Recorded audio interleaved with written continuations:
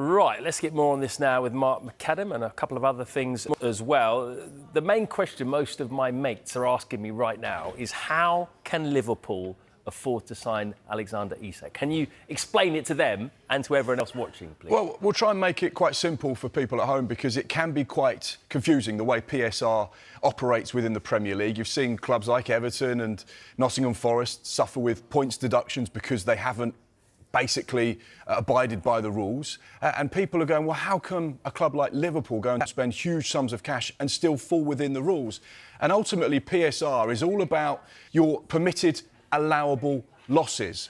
So for a side like Liverpool, who turn over £614 million in their last set of accounts, they can afford to spend a lot more than a club like Newcastle, who turned over £320 million in their last set of accounts. Look at this. This is the net spend on transfers since 2021-2022. This includes the last 9 transfer windows.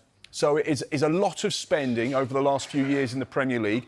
And you can see Chelsea right out in front with 852 million. But they're, again, a side that generate a lot of commercial income.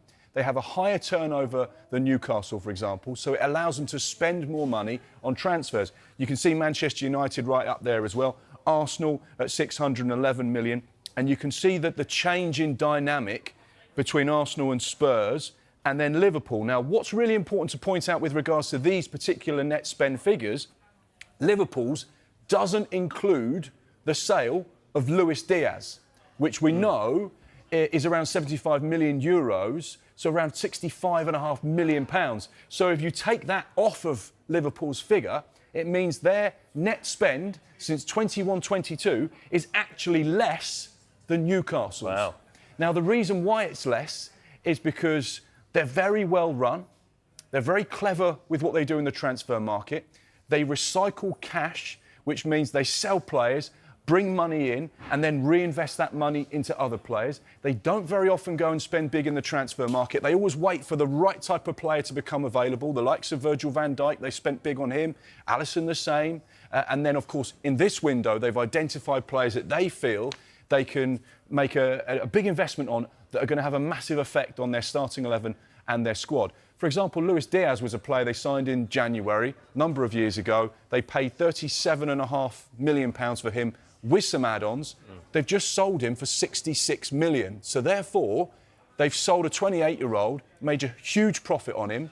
And of course, that looks good when you look at the accountancy and the PSR calculations. So yeah, so it's really positive stuff as far as Liverpool are concerned. And you can see that whilst they are spending a lot of money, they're also bringing in a lot of money. And you just have to look at this summer. Luis Diaz, 65, 66. Trent Alexander-Arnold, 10 million. Jarell Quansah, 35 million. Nat Phillips, 2.5 million. So already, whilst they may have spent 300 million, which is the top end, and including all of the add-ons, at the minute, their actual outlay this summer is probably about £150 million.